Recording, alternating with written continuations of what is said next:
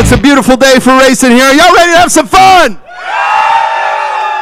Well, welcome. We're so glad to have you here at Las Vegas Motor Speedway. An amazing guest lineup for you. We got Bubba Wallace, Joey Logano, Chris Powell, Carson Hocevar, Josh Berry right here. Are y'all ready to have some fun? Oh, man. Such a great show and a lot to talk about racing here the season so far and looking ahead, but I can't do it by myself. I really need some help. So if you would please help me welcome to the stage. Let's give it up for John Roberts! Hello, hello. How's everybody doing? See, this is great, man. It's an intimate little crowd, isn't it? We got your chairs right there. You know, I told Jose a while ago, and this is a fact. You know those director's chairs that you sit up on? So I said, Jose, can we not do the director's chairs because they really make you look fat? A director's chair makes an old, fat guy look older and fatter. So he got us these comfy chairs here. Isn't that nice of me? Man. You know, this is not only am I looking out for you, but also myself. You know, we got to do that. We got to do that. Hey, we love our race fans. Are you guys having fun? Hey, anybody win any money? Anybody lose any money? Yeah, he lost some money. I'm too cheap to gamble. I like to watch other people gamble. I saw one time a $100 bill evaporate in front of my face at a table. Never went back. Said if I want to lose money, I'll do it. I'll buy something. I'll buy some crap. Well, speaking of my money, man, let's bring him up. If you would, please help me welcome to the stage our host of NASCAR Trackside Live, Kenny Wallace! Hey, why is it every time I come here, I'm like, I spend most every night beneath the light. On moon. Oh, if you lose. You guys got it going on. I'm happy to be here. I'm jacked up on Sundrop. This is great. Hey, the Neon Garage, this racetrack is like, every racetrack has its special things, has its special destinations, but I think there's no other racetrack like Las Vegas that puts on something like this, the Neon Garage, but also has the opportunity to get in a lot of trouble down the road. You get in any trouble, Kenny Wallace? That's my middle name, Kenny Trouble? in Trouble Wallace. Hey, Jose, what about Denny Hamlin last night? Did y'all hear about it? Yeah. 126,000 on a slot 2 nights ago. Last night, Does he need any more money? hey, I don't think he needs any he more won money. 86,000 more last night, so I did the math. He could win the race today, and if he drives for 40%, he's won more money gambling than he could if he won the race today. Denny Hamlin, ladies and gentlemen. Don't tell him that. Don't tell him that. Only in Vegas does that happen. A dude who has, you guys, Denny's house is funny, and we're poking fun at Denny because he was one of the first guys to come out and say, hey, man, you know, compared to a lot of other athletes, the NASCAR drivers don't make as much money as they do. I said, Denny, your bedroom is so big, you have a race car in it. Denny got a bowling alley in his house. In his master bedroom, it's a Daytona 500 winning race car. Is in the bedroom. Is that like one of those beds? Fit in a race car. Last night, I'm so hyperactive that I got to tell people when I'm changing subjects. Coffee. So I'm changing subjects right now. Last night we go see Rod Stewart. And, you know, if you want my body. And you think I'm sexy. And I get up and I start dancing because everybody's up. And these old people behind me, somebody said, sit down. Oh, man. I'm sorry. I was behind Kenny last night. I couldn't see. My wife is like, calm down. I'm like, so Now watch your mouth, so Kenny. Come on. You know, yeah, but I didn't cuss. So, Really? Kenny didn't cuss? well, you know, I think I'm getting pretty good at that. When I want to cuss, I go, that mother, you know, I just stop, right? Yeah. So this lady, she reprieved me. Her and her husband, and they're a young couple, and they get going, and she taps me on the shoulder. Like later on, she goes, let's get up and dance. I'm like, that's right. I turned around to that old guy. I said, get your butt up. And he did one of these things to me. He waved you off. It'd affected me so much, Jose. I'm talking about it today. So Kenny, in terms of the, it was amazing that we went so many years the way we talked to one another, and it never actually came out on live TV. What we were actually saying and how we were saying it never came out on live TV until we're at the Daytona 500. Kevin Harvick wins the 500, and Richard Childress comes over. And it's cold, guys. This is cold to begin with on that February night in Daytona. And Richard Childress is armed when he came to our stage, and he's got it behind him. And he's got him a bottle of his Victory Cuvée champagne. And he waits after we ask him 2 questions, and he shakes that sucker up, and he turns to Kenny and starts gunning Kenny down. And Kenny said a word that you're not supposed to say on national TV. What was it? SH? Begins with an S. So, but somebody says to me, Wallace, how do you not cuss on national TV? I'm like, you can't. Yeah. Years ago, yeah. Well, that's you could. Yeah. It wasn't looked upon proudly. Well, thank you to our friends at Performance Racing Network, by the way, for live streaming that. Are we streaming? Yeah, we're Love live. you Everybody all. out there, thank you for joining us. Yep. And everybody here, you guys can go back and watch the show later. And for those online, thank you for joining us. And we've got a great show coming up. But first, I want to ask you guys a quick question before we bring up our first guest is Las Vegas Motor Speedway, the racing here. It's been exciting. We've had so many close finishes. Everybody I've talked to leading up to today has said this is going to be an exciting race. What do you guys think about today? Well, I look at the last race here when Christopher Bell, we saw at the very end of last year that Christopher Bell had something. He was going to win this race. And Joey Logano and that crew chief threw a Hail Mary. And we're watching it. Yeah, this man says Joey stole the race last year. Well, he really did. Yeah.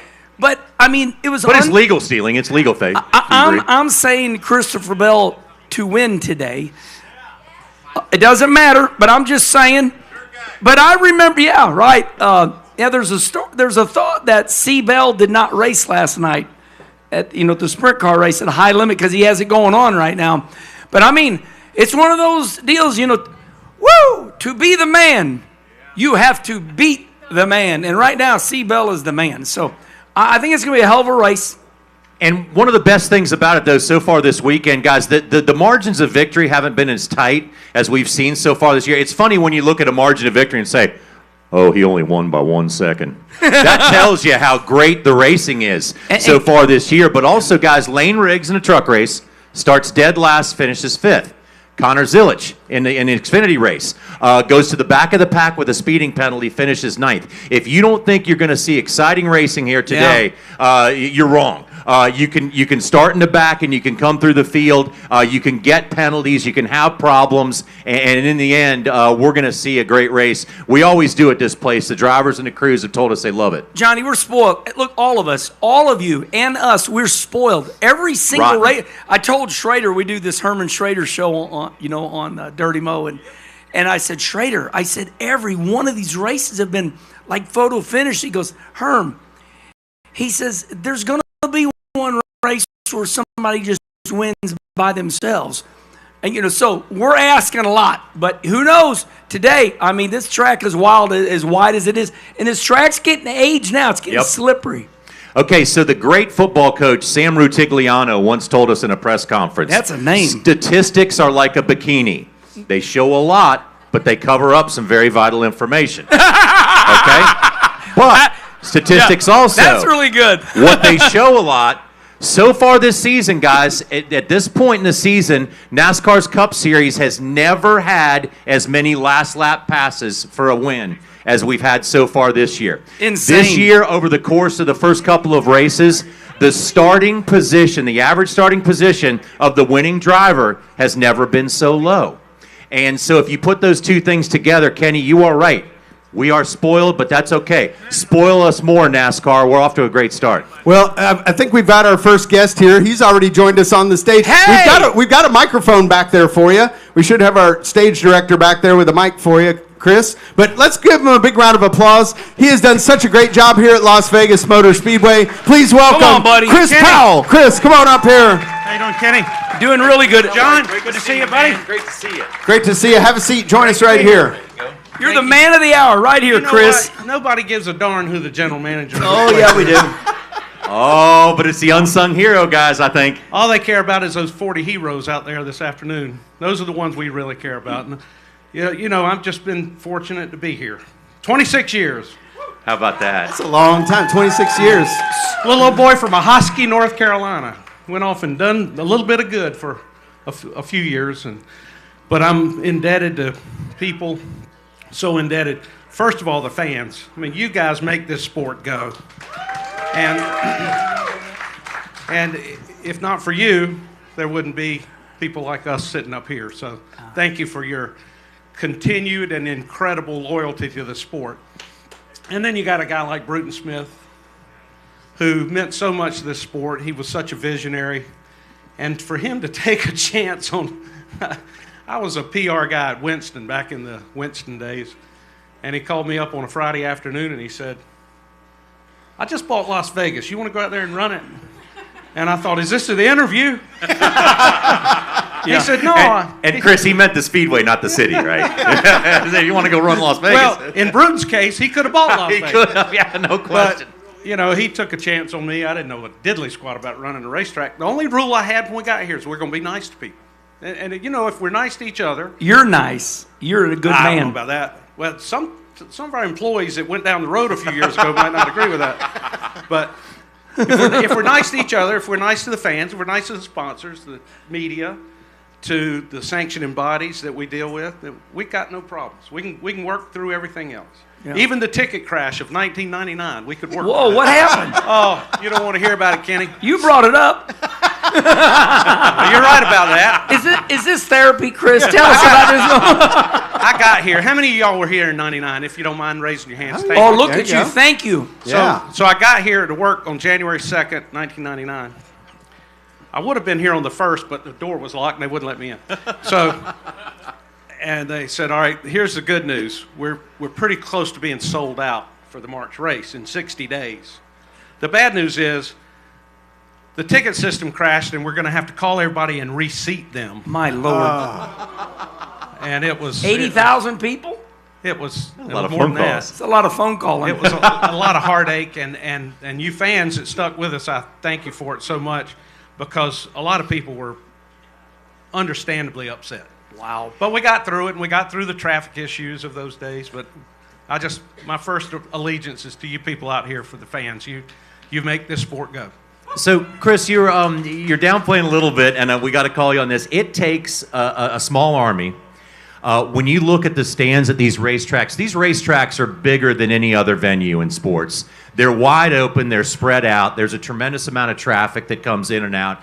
You guys work year-round, you and your staff work year-round. You guys work with public officials, you work with safety officials. Right. Guys, when one of these races goes off, when everybody comes and goes safely, and you have a great time and everything, these people are working year-round to make sure that happens. Well, you're almost right, John. I don't work year-round, but the hard-working employees You're of not Las at the Vegas casino. Motor Speedway, they're the ones I'm so appreciative of, in addition to the fans, is the employees of our Speedway. They give so tirelessly. And I know y'all might think, well, wait a second, you got NASCAR in March and you got NASCAR in October. What the heck do you do the rest of the year? They fill their time trying to sell this facility. We've got right here where we are, the garage area behind us is filled by Dream Racing, 365 days a year. If you want to come out here and drive a Ferrari or a Lamborghini or whatever it might be, you can call the people at Dream Racing. And Kenny, then we've got what do you think? Yeah. I was just in Europe. I was just at Ferrari and Modena. Yeah, that hits home. And we've got 2 autonomous vehicle companies that are out here training and testing every day, so that someday we can all be out riding around in the back seat of the car instead of holding the steering wheel. Not me. I'm with you on that. I'm with you on that one. But we do have so many things going on. Right here is the home base of the Electric Daisy Carnival, the biggest electronic dance music festival in the world. Yeah, I heard about that. Yeah. And so we just have so many things going on here at Las Vegas Motor Speedway, things that you probably wouldn't imagine. We've had the World Long Drive Golf Contest out here. We put a platform up in the Earnhardt Terrace, and they hit down in here into the grass area in front of the media center. Unfortunately, the greatest victim of the World Long Drive Championship was the media center itself, which still has dents in it. You know, they don't hit them all straight, and so they missed a few times and pinged a few off the media center. But we've just had so many. We've had air races, and we always like to say here at LVMS that the air show from across the street is you don't hear this word very often, free. Well, I know as a track GM, you've probably gotten a lot of phone calls from drivers over the years. And I'm curious, what do drivers say to a track GM? What's maybe a memory or a story from a driver interaction you've had? Well, go on YouTube and look at and Google my name and Tony Stewart's name. Tony never said what's on his mind. I love Tony. I love Tony. And we've laughed about it since then. But when we built this neon garage, Tony was not in a good frame of mind that weekend.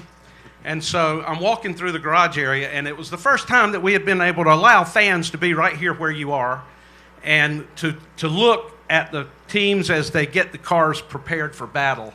And y'all, I'm sure you do it too, and I hope you do, seeking autographs through the little autograph windows.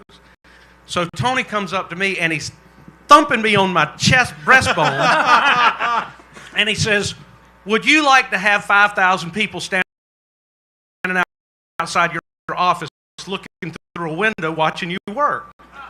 I said, "They're paying your and my paycheck, so you need to remember that." Well, so unfortunately, Tony went out to the driver's meeting. Moments later, he's out at the driver's meeting. I mean, the pre-race introductions, and he hops off the stage. He gets in the back of the pickup truck, and Alan Bestwick, I think, was one with him. And he said, "Tony, how you feeling today? What do you think about today's race?" He said, "I don't know what Chris Powell was thinking about building this garage out here the way he did. And now he's rebanked the track." And I had nothing to do with this part. Now he's rebanked the track. We had a great racetrack. And now we went from 12 degrees where we could really race, and now it's 20 degrees. Now the fans like the 20 degrees, but Tony didn't. So anyway, you can watch all about it on YouTube. but Tony Stewart has given us the greatest highlights in racing. Yeah. I'll bless his ass. Remember that one? But it was funny. I love Tony Stewart. Tony Stewart had a problem with Johnny Andretti years ago at Daytona on the first practice session. And Tony never stopped for the rest of that week. And Tony finished like top 5 in the Daytona 500. So he's in the little pit. I said, "Tony, what about your run today?" "Well, I don't know what Johnny Andretti's thinking." And that was from 5 days ago. Yeah, it was 5 days ago, and that's Tony. Hey, I tell you what, I don't mean to sound like a promoter, but in 2 or 3 weeks, Tony will be racing here at the Strip at Las Vegas Motor Speedway. Yeah. Get your tickets now. Yeah. Okay, let's recenter ourselves.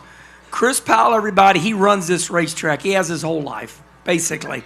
So is this really? Are you going to retire? This is it. When's it going to be? Is there a day? March 31st. I got to have my office cleaned out. Give him a round of applause, everybody. He was here. He started this whole deal. Because Vegas is so different. I mean, this is Party Central USA. And I kind of take advantage of that every once in a while. Well, that's my question. So if you're at Charlotte Motor Speedway, if you're at Atlanta, Bristol, you're part of the SMI group. How is it different to promote here than it is other places? I mean, do you work with all these casinos?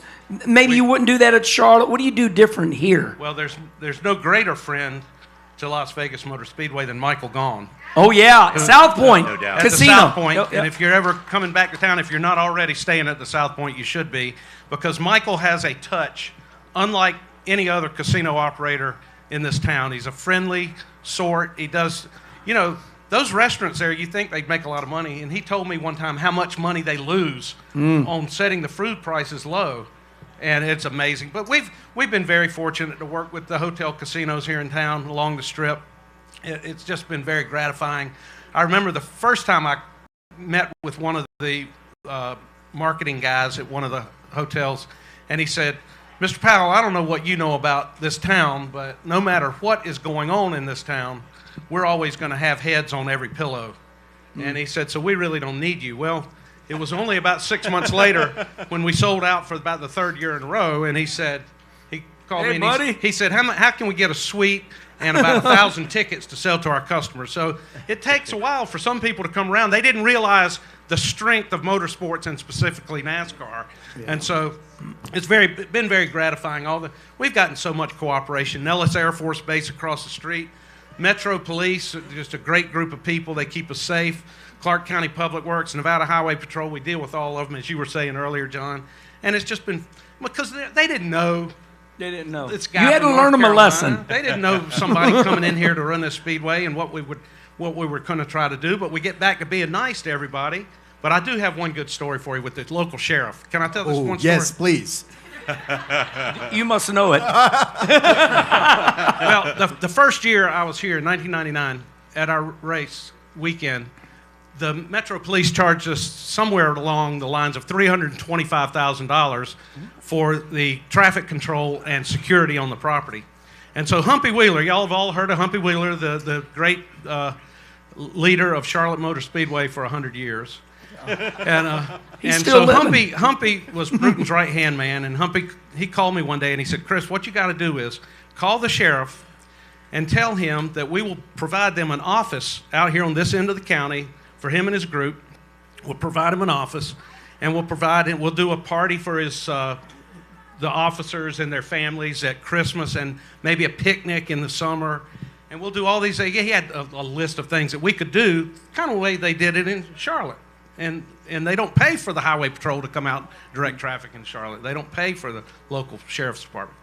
But we paid here, and we were going to save us some money when Humpy had this idea. So I called the sheriff's office. They didn't know me from a load of coal. So I called and I said, I ended up with Undersheriff. I can say his name now because I'm going to be out of a job here for a while. His name was Dick Wingett, W-I-N-G. You'll never forget it. E-T. He was the Undersheriff. I said, well, Undersheriff, let me tell you what we can do for you guys, and y'all in turn give us free security and traffic control. And so he listened to what I had to say, and he said, okay, we'll get back to you. Well, he didn't get back to me. It was a month or two later. So Bruton calls me one day, and he says, have you got this mess figured out with paying all this money to the Metro Police? I said, no, sir. I said, but Richie Klein, who used to run this speedway before me, under the previous ownership, I said, Richie's going to set up a meeting. So Richie sets up a meeting with the sheriff. His name was Jerry Keller, K-E-L-L-E-R, if you ever see him. I like how he's spelling all these names. So we go to see It Jerry. never affected him. So we go to see Jerry Keller one morning. It's going to be an 11 o'clock meeting. At 11:15, we're still outside twiddling our thumbs, me and Richie Klein. Finally, about 11:20, the secretary said, the sheriff will see you now. I said, okay. So we walk in. The sheriff is a mountain of a man. Now, he's no longer the sheriff, thank goodness, or I wouldn't be telling this story. The sheriff is a mountain of a man. He had hands, like a first baseman's mitt. So we shake hands. Good to see you. Good to see you. Nice. Chris Powell. Richie Klein. We sit down at this small circular table, very close in proximity to one another.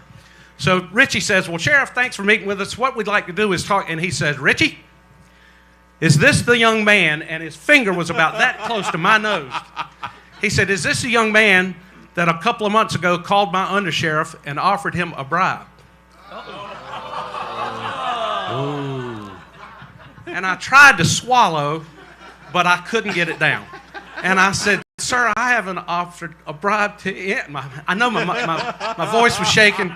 I said, I haven't offered a bribe to anybody. We just had an idea where you guys could come out and do what you were going to do and maybe even get training on our many acres of asphalt. And we would get free crowd control and Indian trade. Yeah. And he said, well, I don't know how y'all do it in Charlotte.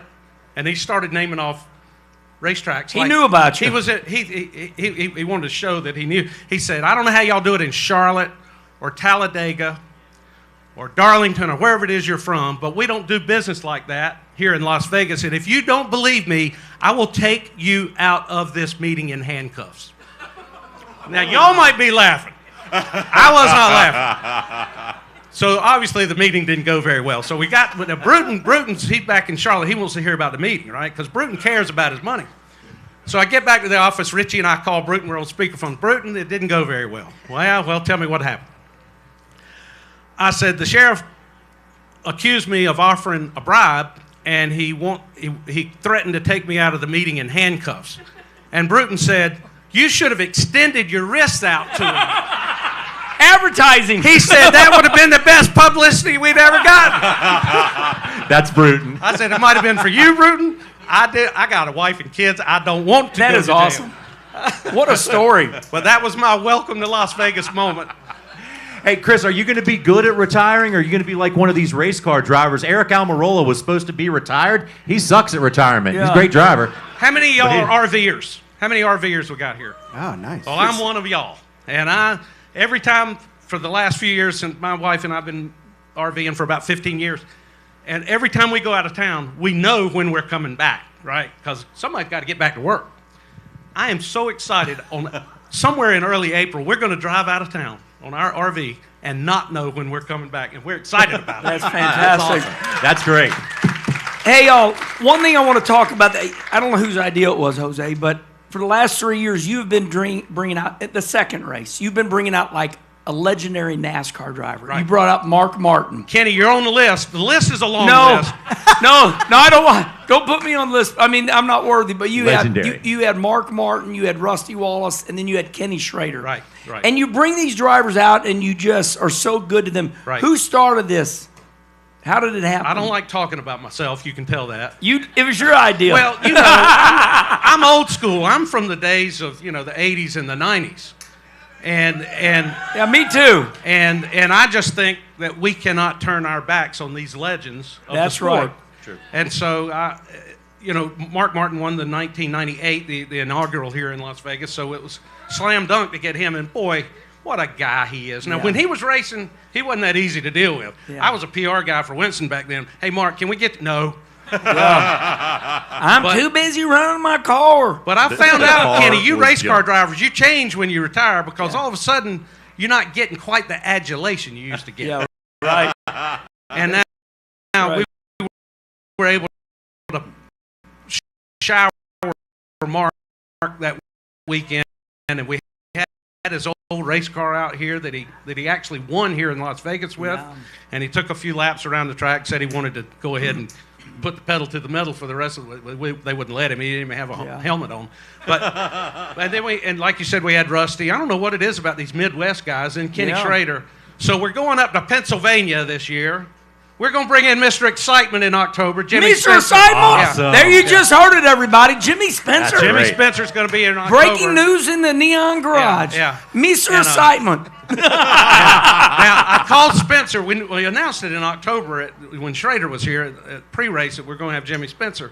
And I called Spencer and I said, Spencer, because I used to be Spencer's PR guy. Now, you want to talk about a tough job. That's a challenge. Everybody Running a speedway ain't nothing compared to being Jimmy Spencer's Tell him PR he's guy. got to show up with his cigar. I can still remember him saying, when you mess with the bull, you get the horn. Yes. Right? Right.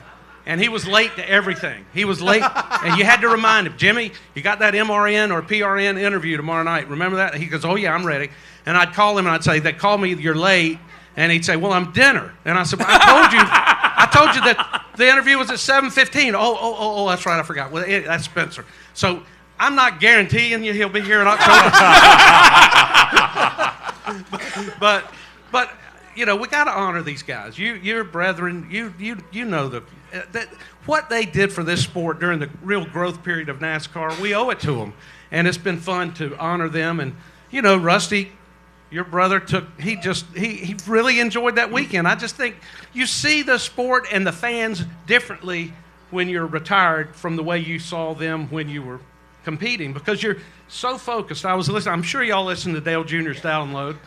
He did one this week with Carl Edwards. Man, I'm telling you, it gave me goosebumps. Incredible. That was amazing. But Carl said I was so hyper-focused that I didn't see what all was around me. And I understand that. I mean, you guys are going out there and risking your lives. And plus you want to win, and sponsorships are on the line, and jobs are on the line. Mm-hmm. So I get it. And I understand how you had to process it back in those days. But it's fun to honor those guys now. So if good Lord will, now I did not tell Spencer one other thing. I didn't tell him I'm not going to be here in October. Just tell Jimmy it's an hour early.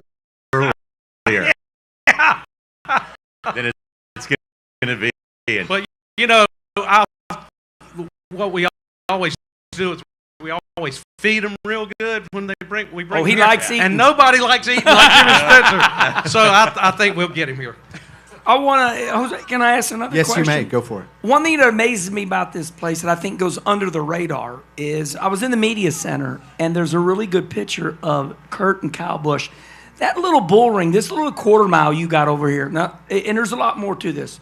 The bull ring, the quarter mile, where the Busch brothers grew up. 3/8. 3/8, okay. I'm a mathematician. Mike Schrader would say, is that measured around the inside or the outside? Then you got the dirt track, had a hell of a race last night. Then you got the drag strip. You got this racetrack. You got this is a happening here. There's a lot going on here. Right. What is here that maybe we don't know? You got what's the most famous company out track. front? We got an off-road track. Where's it at? It's over there near the bull ring. It's off the road. Now, no wonder I didn't see it. Now, with our dirt track where Kyle Larson's High Limit Dirt Racing Series raced last night. Yeah, good and, crowd. I'll never forget. You remember Ted Johnson? Oh yeah, Ted Johnson used to run the World of Outlaws. It's the World of Outlaws. So we had an overzealous employee of our facilities department back in 2000, I think it was, who said instead of running a water truck around this racetrack, we'll put a sprinkler system out there. Oh my gosh! And so I believed him because I didn't know anything about dirt racing, and especially dirt racing in the West, in the desert. You got to get a lot of water into a racer.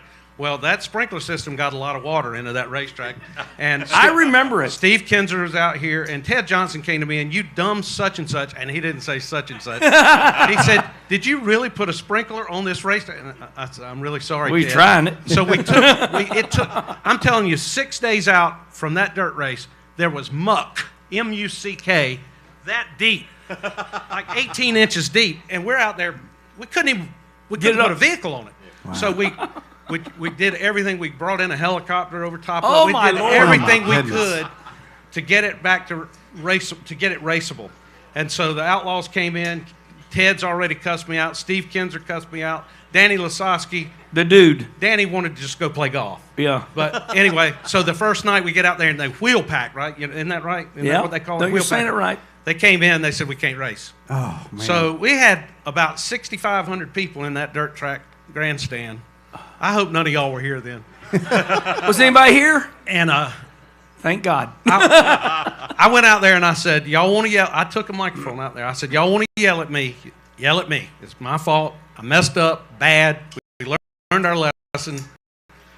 Had to cancel both that night and the next. Oh my Lord. Cancel. Wow. Cancel. All I thought there was going to be a better ending to this story. There was a better ending with the sheriff. The only thing I can say is it went on for about 45 minutes, and we did refund. That's what you're thinking about, Kenny. Man. We came back and did it again the next year, and everything was perfect because we didn't use. There you go. It all works out in the end. So many great stories. We're honored to have you on the stage. Please, a big round of applause. Chris Powell, thank you. Thank you. I'm going to hand this to Bubba, but just real quick. The race fans are the most important part of this sport. Thank y'all for being here. Thank you so much. Thank you for all you've done over the years. Go enjoy that RV and have fun. We appreciate it. All right, fans, we're ready to bring up our first driver today. If you would, please help me welcome to the stage driver of the number 23, Bubba Wallace. Bubba in the house. What's up? There he is. What up? Look at the legend. How we doing? What's up, brother? Good to see you. Yes, sir. Good to see you, All Bobby. right. Hey, Wallace. There we go. We got Wallace and Wallace. Hey, That's right. Hey, is that your brother? Hell yeah. Somebody tweeted the other day, I was a big fan of Kenny, big fan of Rusty, so I like Bubba. I like the family. Yep. That's right. I was like, all right. I love you. Yeah, I love you. you. The first we've talked about this one other time. The first time that I really got to meet you is when you were just coming up, and we were at Cracker Barrel, and you were with your mom and dad. That's right. And That's right. Yeah, and look at you now. Congratulations. Thank you, brother. I appreciate that. It's been a long time. Let's start out with some positive mental attitude. You have gained. Are we going to end with some? No. We're staying No, you know me. Keep it positive. You know me. First of all, you're faster this year, in my opinion. Yeah. And I read a stat that says you've gained 31 more stage points this year. You know, to get stage points, you got to run the top 10. Exactly. So you've gained 31 more stage points this year than you did last year. What's changed in the race team?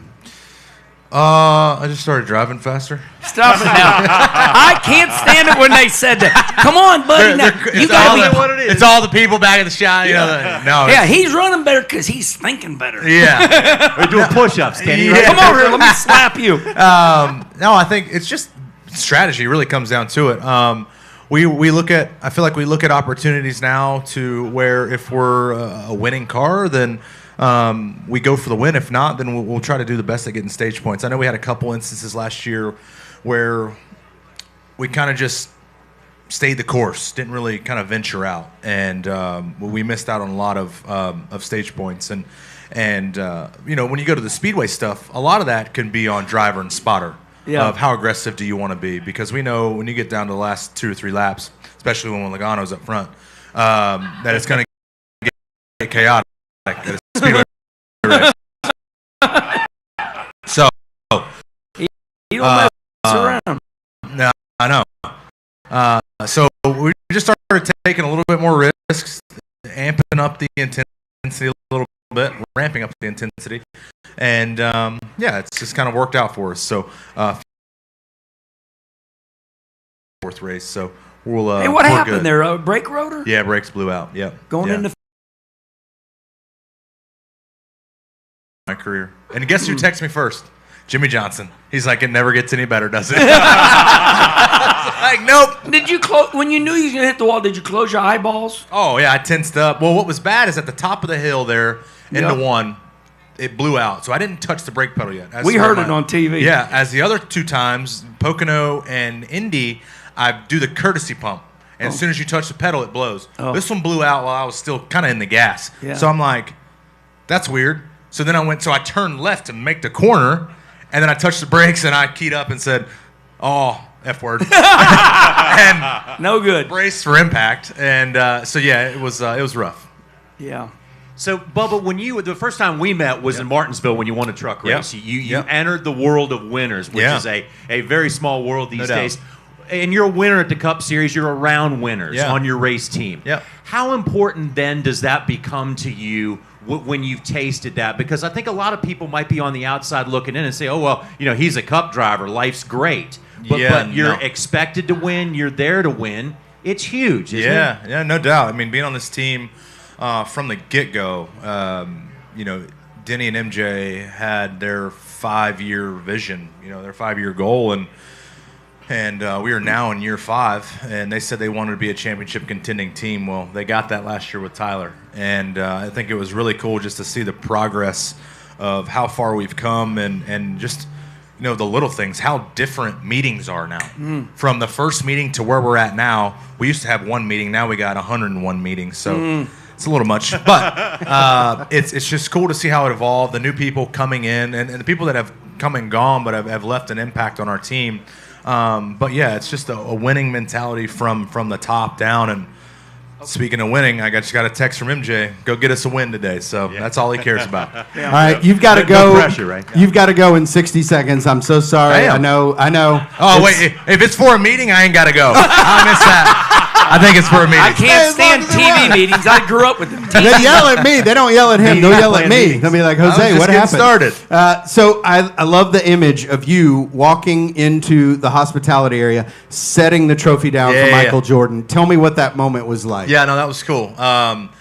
Daytona. The duel, bringing the trophy to him. That was a nice tent, by the way. Dude, his setup is ridiculous. Dude, that was it's like walking into a club. I was zooming in on everything. I'm like, damn. Hey, year 1 to year 5 now, incredible. It used to be like a little porta john. Now he's got his own whole little tent set up. Yeah. But no, that was cool. He was there. I think he flew in the night before, and I'm not sure if he understood the importance of winning the duel as much. Yeah. Because if you listen to the commentary, he's kind of like, oh, okay, yeah. Good start. Yeah, so Tyler, I guess he discredited Tyler's duel win last year. So I have to bring the trophy up to him, but he loved every bit of it. So it was a good start to the year for sure. You know, thank you so much for joining us. Damn it, that was too. Well, your leaders are telling. They're like, we got to have him. Yeah, you'll have that. So. You guys suck. Thank you. Yes. That Wallace said it, not me. Fans, how about it? A big round of You guys applause have a good for day. Bubba Wallace. Thank you, guys. Thank you. Appreciate it. We appreciate you. Thank you, Have buddy. a spicy race out there. Thank you. We're going to get him next time. We're going to get him back where we can get him for a full We're gonna 15 have a little minutes. fun. So, He's yeah. in demand, though. That's He good is, when he you're is. wanted, right? Well, this race starts here in a little bit, It so does, we're yeah. cutting it close ourselves. I know, and we're going to have drivers meeting Well, right look here. at the so, Joey yeah. Logano jackets. And Man. speaking of the Joey Logano jackets, let's go ahead and bring him out. Driver the number 22, just for you and all your matchiness, Joey Logano! In the house. That wasn't Joey. That was our sound guy. But, you know, I love how somebody's like, that's not Joey. Like, I know he's back there. We know. He's coming. If he's looking for his microphone, I got Hey, there he is. I didn't steal it, Bubba left. Look at you. There you go. Damn, man. What's up? Good to see you, Joey. Take a seat, young man. Joey, good to see you, brother. Okay. Good. There is nobody as good as you here. You and Jimmy Johnson. You and Jimmy Johnson are tied for the most wins at this racetrack. That's cool when you say it like that. doesn't Yeah. So, what makes you so good here? it? Man, I don't know. There's a lot of. I mean, there's a few things. I think the track kind of fits a little bit of my style, which is great.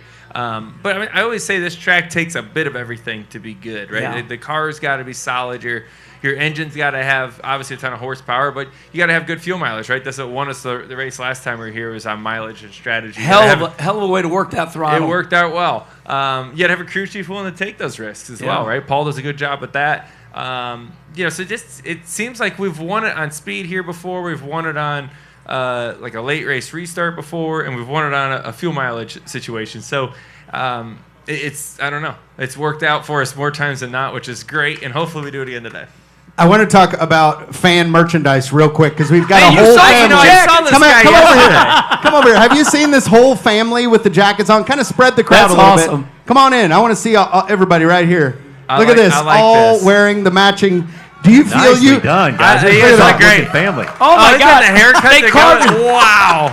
That is awesome. Hey, you guys are doing great. And she loves you. How about the guy next to you guys? Who's this guy? Oh, look at this. I saw him yesterday. He was behind our pit box and we were qualifying and practicing there. And I was like, this guy's in it. I love it. You don't see a lot of Viking luchadors. You don't. No, that was kind of a that's new pretty one for awesome. me. The great Skull thing. Logano. The great thing about wearing a mask is you can make a fool out of yourself, and nobody knows who you are. Damn, I want one. Well, not wearing a mask has never stopped us. Yeah, guys. true. It never had. Hey, Joey, you know how it goes on radio these days, the passionate NASCAR fans. We had a spirited debate yesterday on radio. And I've got to say what side, whatever, but people were talking about your average finish last year. And I was talking about, look, I don't care. Average finish, I don't think the way we do this right now, I think you guys are more of a championship team because you don't talk about the regular season in other sports. You don't talk about who averaged what. It's when the chips are down, when you guys have to perform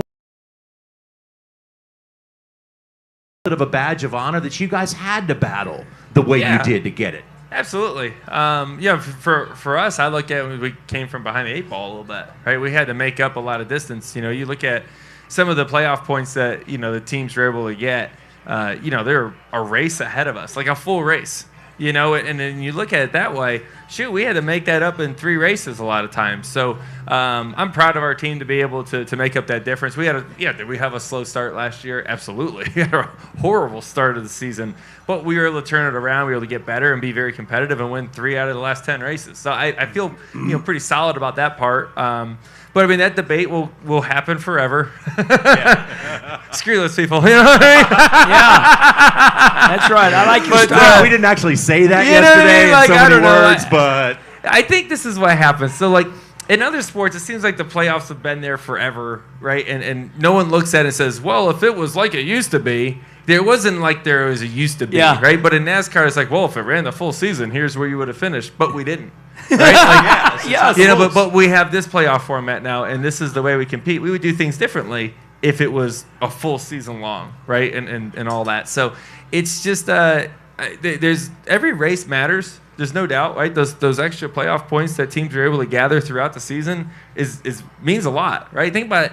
How many teams barely make it to the next round by a point or two throughout the playoffs? You tell me a stage win doesn't matter or a race win doesn't matter?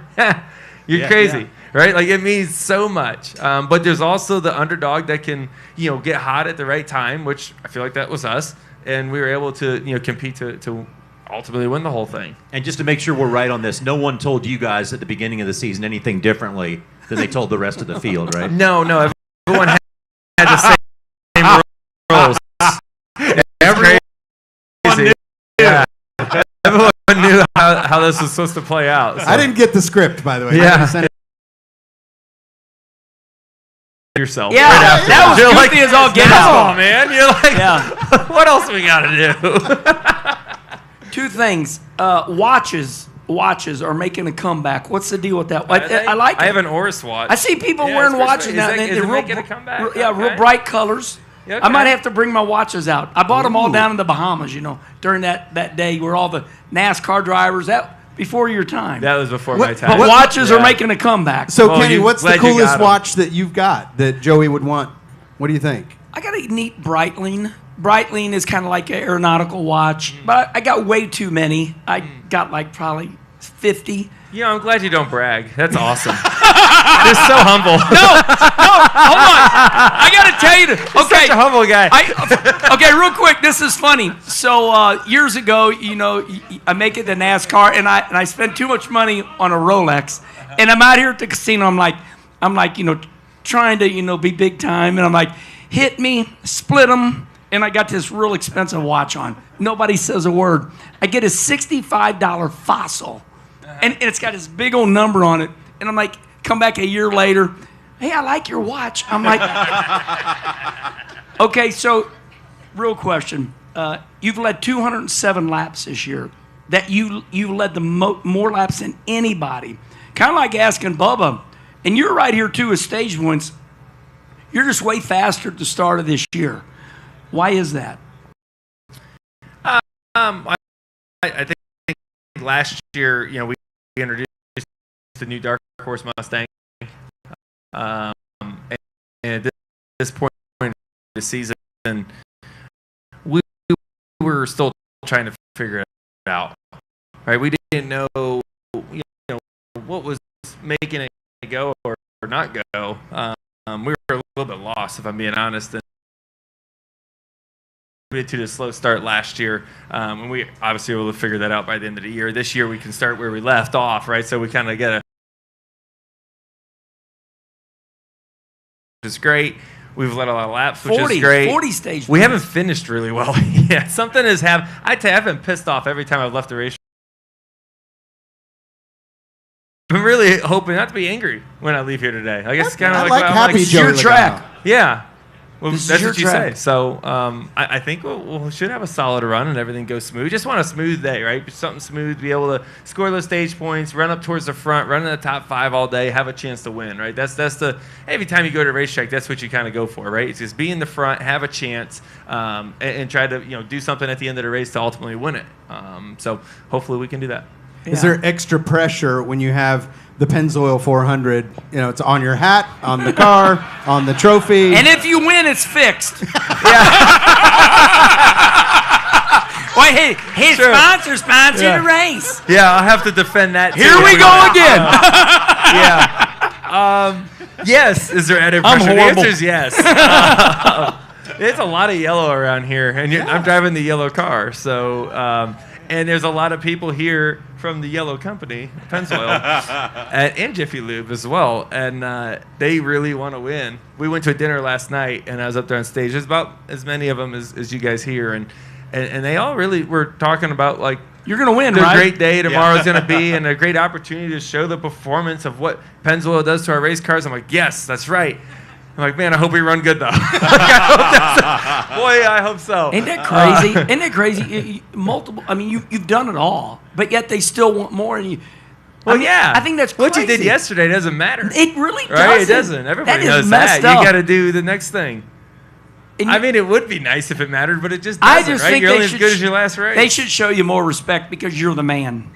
I tell you what, I'm going to feel good leaving here today. I mean, damn. You walk in a room and they should say, Joey, thank you for everything you've done for us. You know, you should just smash those championship rings right there. You know, like, wear them all. Next time they have You're one of making those. me feel nice. I Hey, like this. Next time you have one of those championship events like that, I call it, bring all your rings. Yeah. Put them and then wear them all. And I go, did hi, that, how so- y'all doing? I did it at the banquet this year. You and did. I just walked around with all 3 rings on. They're massive. And I thought, is this kind of a D-bag kind of move? You got to remind them. And I thought, yeah, it is. It's all right. And I did it anyways. I loved it. Because when else do you get the opportunity to do something that cool? Hey, Right? And I was like, I'm going to do it. I couldn't even put my hands in my pockets because they were going to hey, Brother It's Rusty uncomfortable, says, it's cool. What's Rusty say? He Let says, 'em know. He says, you got to remind them because they remember what they want to. Always remember that, Joey. That's right. You Yeah, do. that's right. So Something like Joey, that. when you spent many years as just a winner. I say just. I did it too. I fell into the trap. That was good. You spent many years as a winner. Then you took that big step. You went from winner to champion, which in any professional sport is such a huge move. Were things different for you when you became a champion week in and week out, or was it like you just said a second ago? It's the last race, or is there anything that comes to you as being a champion that might not if you weren't? No, not really. Yeah, because I don't want it to change, and that might be why it didn't change. Is I don't want to be treated any differently. I don't really want special privileges that it doesn't like I said the championship is great. It's a great moment. The celebration is like anything else that you can even imagine, right? Like you're finally reaching like the pinnacle of your life, right? Like that's the one thing that you always shoot for your whole life. You hit that moment. It's incredible. But it gets washed back to zero no matter what. When you get back to Daytona, it doesn't matter anymore. Like you got the cool little thing on your race suit that says 2-time or 3-time. Like that's really cool. But that's it, right? Like I still have 0 points when I got to Daytona this year. Like it doesn't make a difference. So I guess there's some great opportunities you want to take advantage of as a champion. You want to make sure you lead the sport and try to grow the sport and take advantage of that opportunity. Probably one of the coolest things to this point is I get to sit on the board for the Hall of Fame That's cool. like who chooses to be in there. Yeah. And that's like one of the coolest things because there's like 40 people maybe give or take in there, and they're all legends of the sport, one shape or another, right? Whether it's through media, whether it's through driving, crew chiefs, owners, they're all in there. And everyone's making a case for who they think should be in the Hall of Fame, and you have a vote. Like you have a real vote in that, and I think that's pretty neat. Like I don't know, I don't let that not like I'm still a fan of the sport. Like I love racing, and I love NASCAR. This is what I've done as a kid. So, yeah. And so I'm sitting in there with these guys that I watched as a kid, or even before I was born. You watched the old historic videos. And I'm in there with them, and my opinion matters too. I'm like, oh, this is kind of crazy. I still think that part's really cool. Okay. Which I always want to make sure that's cool. I don't ever want to lose that. yeah. Like, that's neat. I think what you're saying, and you don't want to say it, is that you get respect. They put you on something that matters. I just think it's cool. It is badass. Like it's just like man, this is like you're sitting in there. Fun with me. You are Joey, However, your nickname right now is Front Row Joe. Because you were on the front row last week, you're on the front row this week. Front row, 2 weeks in a row. You're qualifying good. You're starting second today. Yeah. Second's like okay, but you're in the preferred lane. it hurts when you're. I don't get a bonus for second. Will you be leading? Will you be leading coming off of a 2? What's that? Will you be leading? I Coming will off be a 2? trying to be leading. I think you can. But I mean, it's like you're this close, right? It's nice to be up front. You got a good pit stall. You got your car's up front. Pensacola like that as well. That's good. But the first place is what you go for, and being second 2 weeks in a row is kind of like, oh man, we're so close. Yeah. But that's why you're a winner. I'm thinking it's awesome because you're on the front row and you're like mad. Yeah. I love it. Well, I know better than third, right? So there you go. Hey, I know we're gonna be looking for him in victory lane. So if you would please give a big round of applause. All right, guys, thank you very much. To Joey Logano. Have fun.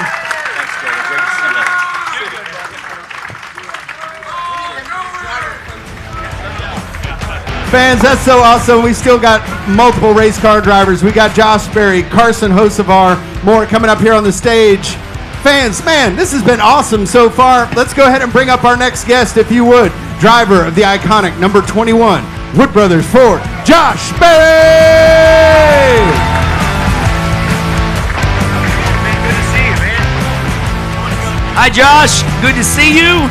You look good. You do look good. Okay, so quickly though, where are the Josh? There they are. All right, these guys were here, Josh, hours ago. Perfect. They were here. They were camped out, I think. Did you guys camp? But you got the fans out there, man. You got this iconic brand on you. You guys are running pretty well so far this year. I know every driver wants to be out there winning every pole, winning every race. But where do you think you guys are right now? The successes that you've had, the failures that you've had, where are you guys putting those things? Yeah, I mean, honestly, I feel really good about our start to the year. It's always a challenge going to a new team, adapting to a new organization, new crew chief, new spotter, everything with that. But, really our cars have been pretty fast every week. Obviously, coming off a really good race at Phoenix, had a great race going at Atlanta. So we're just kind of taking it step by step, really, at this point. And obviously qualified well this weekend. Qualifying session yesterday was unique. A lot of us were, pretty much wide open. So I don't know that really any of us are feeling too terribly confident about what we have for the race. Obviously, it's going to be warmer today, different track conditions for sure. But overall, it's been a great experience. The Woods have been awesome to work with. It's really special running this 2021 car, and their 75th year. We've been off to a good start. Everybody's excited. It's been a lot of fun. Yeah, you ran 4th last week at Phoenix. You qualified 7th this week. But I want to go back to last week. I zoned in on something you said. You said you finally feel right. Kind of like your late model stock days, like you feel in tune with the car now? Well, I think, this sport's tough, right? Like you go through a lot. And last year there was a lot of, obviously being in the 4 car and that group, I mean, that was such a great group, but there was just so much going around the whole time that you're in Kevin Harvick's car. That, and I mean, really, we didn't even make it to the start of the year before dealing with the distractions of what was happening with the race team, right? So going out there, on a race like Sunday and just being able to race and focus on what you're doing and have a run like that, just build your confidence, tremendously over what we had over the last year, which was just tough to always focus on that and not and try to block out all the distractions around you. So I don't know. This feels like a great fit for me, right? The Wood Brothers are just grassroots, old school, and I think we've really embraced each other in that fact. I think they've really enjoyed having me in their car, and it's just been a lot of fun. Yeah. I feel like it's a Tennessee thing, and I'm just saying that because that's where I live. But Tennessee, I think, breeds something a little bit different. 3 Tennesseans up here. I know. How about look at that. You got it. Kenny, are you going to move to Tennessee? Pretty girls in Tennessee. Smoky Mountain memories. Hey, 6 Xfinity starts here. You started 6 races and you won 2 of them. Listen to me, I sound like Larry McReynolds right now. Hey, remember what we said about the statistics, though? Yeah, right. Oh, that's I'm good. gonna repeat it. You going to tell him? No. So anyway, what is it about this track? I mean, is it entering turn 1 and being able to turn the car down? You you know what you need here? I think the Xfinity Series was obviously really good for me here. Obviously, my time at Junior Motorsports, they have super fast cars here, which always helps. We saw that yesterday. So that was a lot of fun. Had some big wins here, which is always cool. It always makes it fun coming back here. But I'll be honest, the next gen's a good bit different. I mean, it really is. It's just it's a different animal around this place that really the results haven't quite been there for me. Still constantly kind of learning what I need from the car and what to expect. We really all of us, we struggle a lot through the bumps in 1 and 2 compared to what the Xfinity cars did, and trying to balance being able to get through the bumps versus how that, sacrificing maybe a little bit of your ride quality to help on the longer run. It's kind of a trade-off that we're all still learning. So, but all in all, it's just, it's still Las Vegas, and it's always fun coming here. Josh, the great Dale Jarrett once said in his era, it took a while to get to the top of racing. And he said, it took me 12 years to become an overnight sensation. Then you get in this era when you take 3 rookies and you can add their ages together and they don't equal Kenny's age. Yeah. Now we're getting back to a place. It took you a while to get here. It took you a while to be where you are. Does that make it any different than if you had come right out of your early days and made it to a Cup ride, or the track you had to go on to get here? Yeah, I don't know. I think it's hard to say. Obviously, I was very fortunate to get hooked up with Junior Motorsports and Dale Jr. and spend a number of years, a decade in the late model program, and had a tremendous amount of success. And honestly, I really wouldn't change any of that. Those are some of the most fun years I ever had racing. You're racing with your buddies, and you're hopping in your dually and going to all these different tracks around the Carolinas, and we won a lot of races and had a lot of fun. I got to work on the race car every day. I mean, I felt like I was living the dream then, right? So to finally get the opportunity in the Xfinity Series, I think it really just changes your mindset, because I constantly say that before I got that opportunity, that I never expected to be here, really. I felt like I was going to be a career short track racer. We were working on checking off every box that we had of whether it was a big race win or a championship that we wanted to keep accomplishing while we were doing it. And I didn't really see myself getting back in an Xfinity car, honestly. And Junior Motorsports gave me that opportunity. They made that move and gave me an opportunity to go out and just prove myself and see what happens. And we win the race at Martinsville, and then you come back here and win in the one car later that year, and it feels like your life changes fast. Hey, we're looking on social media, and there's some really good pictures of the racetrack, whether it's Jeff Gluck or Bob Pockras.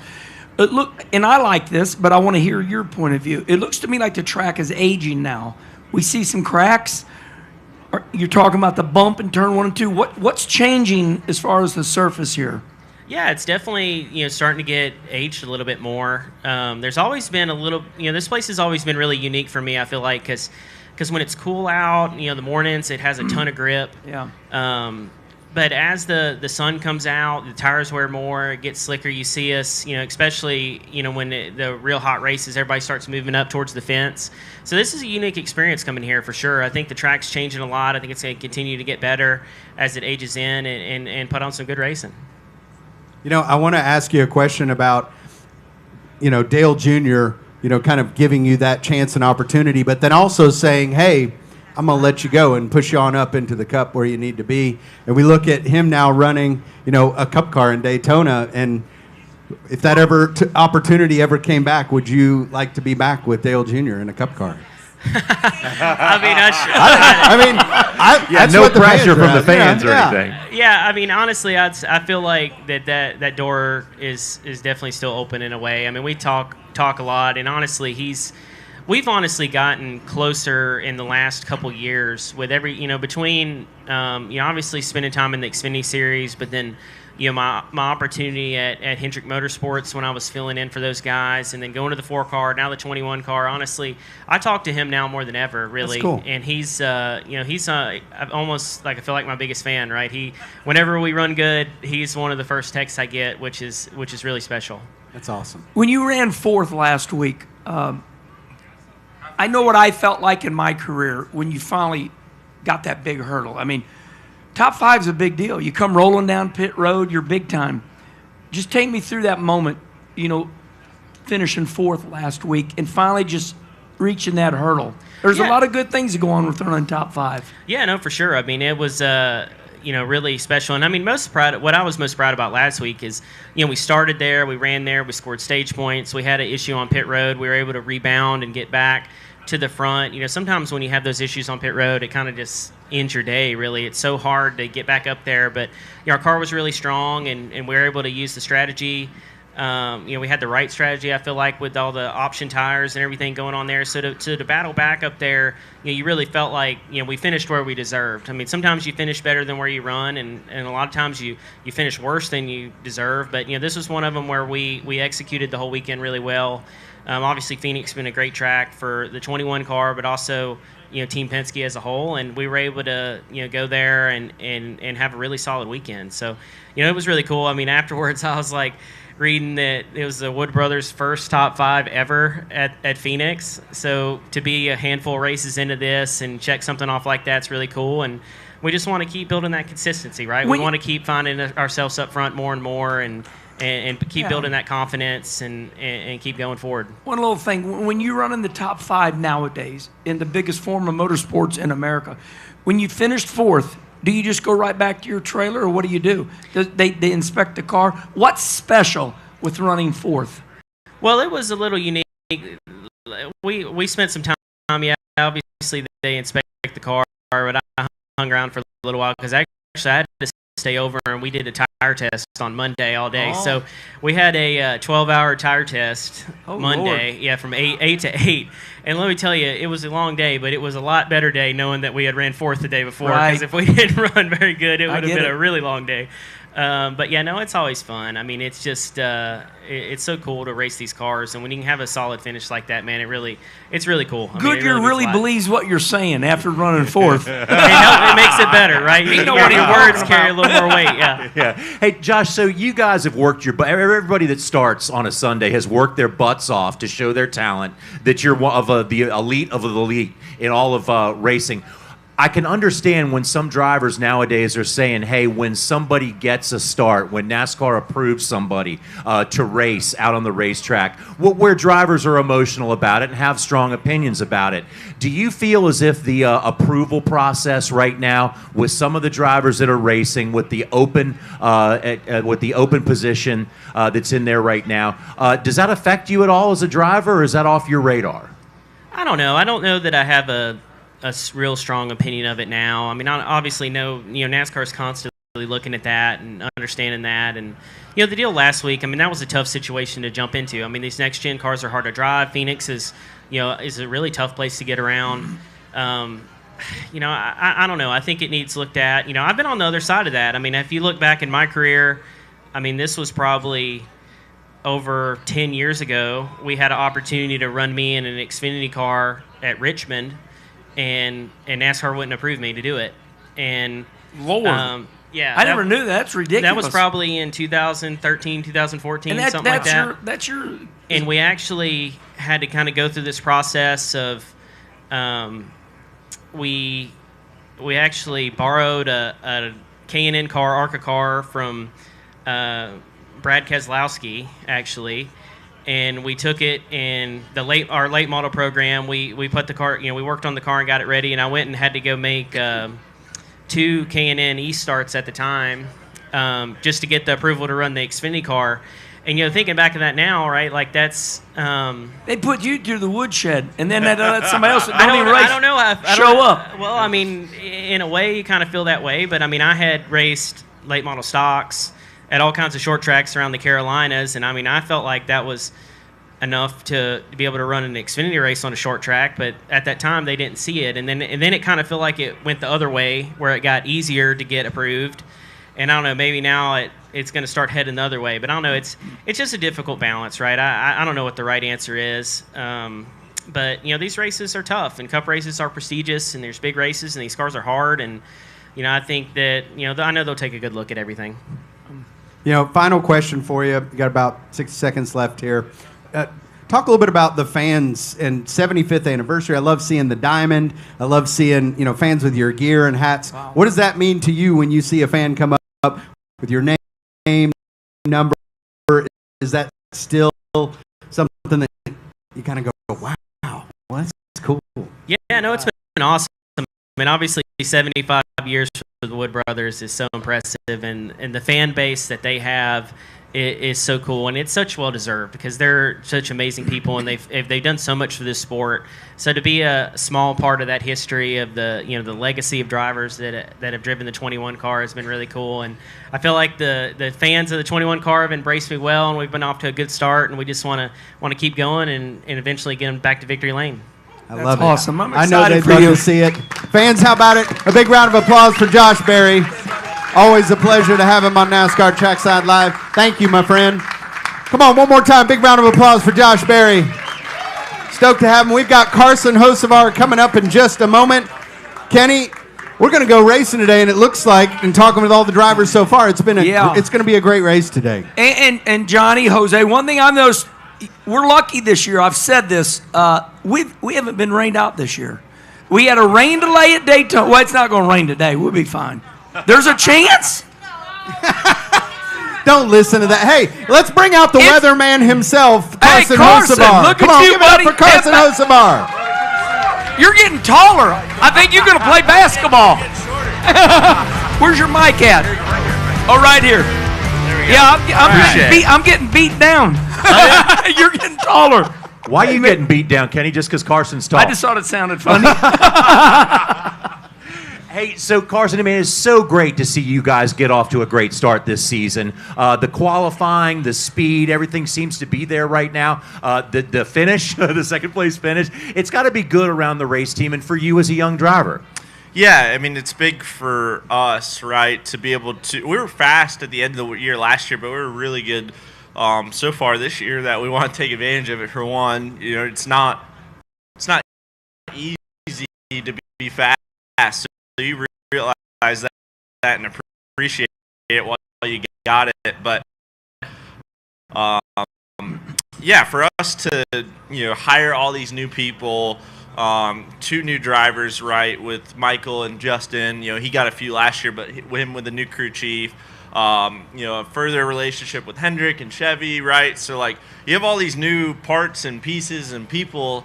Normally it takes a minute to gel and get that ideas going because you have, this guy's got ideas for here and these guys got ideas for here. So, right, to be able to put that all together, sometimes it takes a little bit. But for us, especially on our 77 side, we've been fast since the Clash, and we haven't really showed up and been off. We haven't been winning speed everywhere, but we've been top 10 to 15, and those are difficult to just be there consistently for us, especially not being there yet. So yeah, it's really fun. That's huge. I love this fan right here. I'm going to read it off. Holding up this awesome written sign. It says, reasons why Carson Hocevar is better than your favorite driver. And the number 1 is, has a boy band better than the Backstreet Boys. Yep, okay. Sorry, John Hunter Nemechek. So, so let's talk about your boy band, Carson. That's awesome. That's great.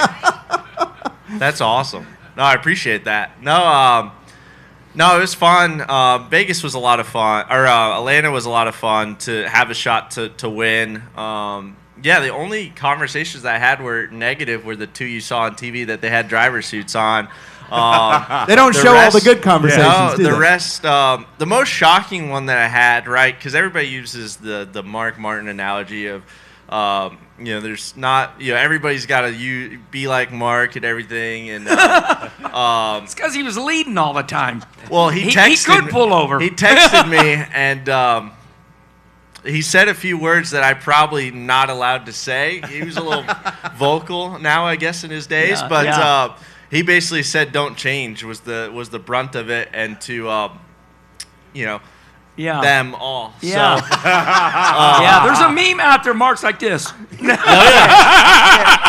But it's Carson, probably giving me my contact photo here in a minute. Yeah, Carson, I like the when you said that why you're out there to race, because we often say this on this show and other shows. It's not called NASCAR pullover for a guy who has more money. It's called NASCAR racing. It's not called NASCAR pullover for a guy who's been out there. It's NASCAR racing. You have a job to your sponsor, your fans, yourself, and your family to be out there and run. Yeah, I mean, it would suck. I wouldn't be able to go to sleep at night if I ran second because I was like, oh, I can't pass this guy. Yeah.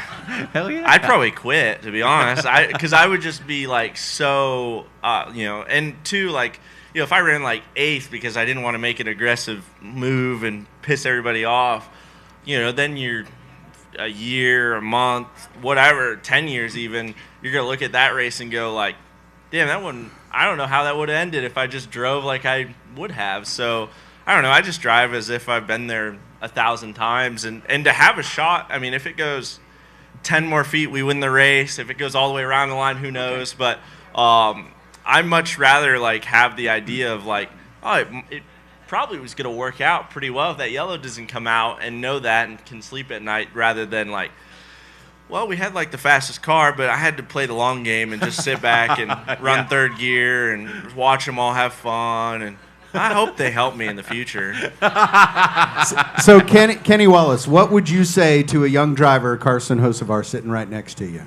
I would tell you that they roughed me up too early. They roughed me up too. Here's your place, do this, do that.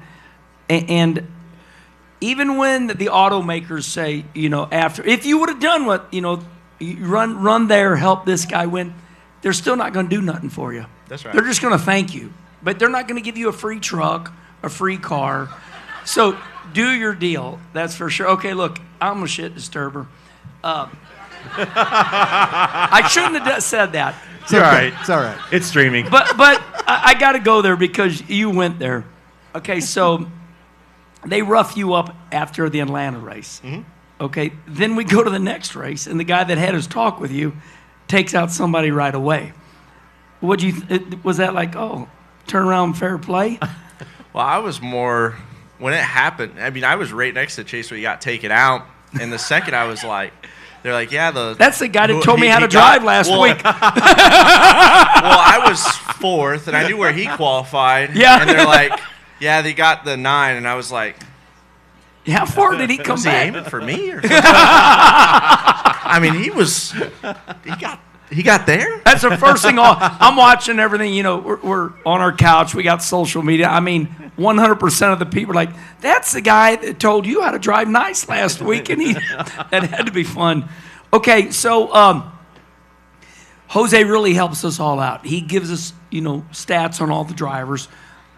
It's a big deal just to get embedded in the Cup Series. It's the highest form of motorsports. You're making your 50th Cup start today. What's it feel like? I mean, for me, it feels no different like the first one. It's pretty crazy. I didn't even, I thought about it today or this week, and I just happened to see it was 50, or somebody mentioned it to me, and I was like, damn, it was last week that I just ran Gateway the first time. I was like, that's what it feels like. It's gone by super fast. But no, it's pretty cool to be there and know that hopefully, right, there's gonna be a lot more than 50, but it's cool to already be there. But at the same time, it's like, damn, he's going by pretty fast. This whole deal can be a blur. So that's why I try to appreciate it a lot more, especially this year. Just knowing that last year was a super big blur. I want to ask you a question about being on Twitter and responding to Jeff Gluck's good race or bad race poll. And I love that. I love if you're not following him on Twitter, you should. On X, sorry. He has a response. So Jeff Gluck's put out the poll for years and years and years, and you started responding with your take on it. And I love it. I think it's awesome. I'm curious, do your emotions ever play into that? How quickly do you respond to that? What are you thinking when you make that post? Yeah. Well, the first time I did it was Gateway. It was the first ever Cup race I did. And everybody was just super shitting on the race. And so I just was just like, hi, Jeff. I had fun. Thanks. Not everybody. Yeah, I was just like, hey, I had fun. Yeah. So it was funny. So I started doing it. So how I was wording it was I was making them Yelp reveals. Yeah. 1,000%. So I'd be like, hi, Jeff. I really appreciate it. There was something everybody got a wave around yell. I was like, hey, I would really like my fast pass so I could get my meals quicker or something. So I had that. And this year I'm doing I love Office Space and movies. So I'm making I'm having my replies be Office Space references for like every race so far, and I've nailed it like almost every time so far. Because I want to do something different, but they definitely like if I'm like mad, like it'll take me a little bit to like be like, all right, now I gotta go make fun of myself or something. You put thought into this. I like this. Yeah, if we run good, and like, there's one week like I got fined. I was like, I probably shouldn't reply to this one last year, but I was like, and then I did something. I was like, man, that was expensive, but no, it's always still push send anyway. It's always fun. I like Jeff a lot. He's one of my favorite, and I like it. What I realized is it gets people to do the polls more. So I was like, well, this is perfect for me to help do that, but then also to kind of show myself. And I don't know, like I like to be different. So like a lot of times that's basically my post-race post is just the reply. Like I won't even like if we run like 13th, I'm like I don't even want to post that we finished 13th. I'll just make the poll and response and I'll move on. Hey, so Carson, every race team has their mantra. The Penske, the guys are all buttoned up, and Hendrick has all this history. Oh shit, that's not us. Yeah, yeah, that's what I was gonna say. What sets your team? What do you like about your team? The culture, about how you guys are fitting together. What's special about Spire and you guys? Yeah, so I mean, ultimately, what's special is nobody else has Jeff Dickerson. Jeff Dickerson's our team owner, and I agree with that. His background was he basically got kicked out of the house because he wanted to go racing and slept on couches to race dirt midgets. So awesome. He always makes fun, laughs at himself. He's like, man, if I had YouTube and had in-cars, man, I would have maybe made it. But he's like, I just would hold it wide open, make a lot of noise and spin tires. But he is the reason everybody in that building is the way they are. They treat their people so much better than I'm not going to say so much better than every team because I haven't been there, but just so much. Everybody's a lot more appreciative that have been with other teams. They're super appreciative. They're shocked. They're shocked at the culture. But on our 77, from road crew to travel crew. Somebody didn't silence their phone. Who is it? Who's calling you? Benke Denise, area code 812. What is that? I don't know. It's spam. Spam. It is spam. Some know it guy named is. Spam calls Wouldn't it be me all awesome the if it was time. like Mark I'm so Martin? embarrassed. Please forgive me. I'm the one. And when me and Carson, Johnny you would were get saying. ready to go live, 5, 4, make sure your phone's on vibrate. Sorry. No, you're good. I apologize. No, you're good. From our road crew to crew chief to spotter, engineer, everybody's exactly the same as last year. So I think that's super important. And why we've probably been fast at the start was the fact that we left Phoenix and entered the Clash or entered Daytona with the same people in the hauler. As we had at the end of the year. So that is super, different, I think. I mean, you're just on constantly a revolving door, I feel like, in this series. A lot of places are, especially, but with Spire, especially on our 77 team, it's like, I hope we have these guys for a long time. That's cool. That's awesome. Well, we're getting ready to wrap up the show. Will you stand up with us and kind of help us wrap up the show? All right, this is it. We're going to close this baby out. Carson's going to be our guest closing host here. So all three of you, final thoughts on the Pennzoil 100, what we're going to see racing for the fans here at Las Vegas. Well, my view is going to be different, a little bit of it, but no, I'm excited. I'm not sure 100% what we're going to get, which is going to be fun, just with how cold it's been. But two, I think restarts will be more wild because how cold it is. There'll be a lot more grip, 3, 4 wide, which works out for me. I kind of live in chaos, or love living in chaos on the track, so works out well. Hey, I got a new nickname for you. They Rowdy Bush. Chaos, You're Carson. Captain Chaos. Chaos. Oh, God. That's my thought. He's Captain Chaos. What do we think? Do we like Captain Chaos? We like it. All right. Hey, here's what I New want to see nickname. today. I want to see Carson win this race. Get up there in victory lane and say, "You want to tell me how to drive now?" I'll do that. That's do good, awesome. buddy. Do good. We appreciate it, fans. Thank you for you. We'll be Thank back you, with fans. Thank you, Trackside Live streaming. at Bristol Motor Speedway. Thank you to Performance Racing Network for streaming our show. Race fans, NASCAR Trackside Live. We'll be back. Thank you. Have a very spicy race, everybody.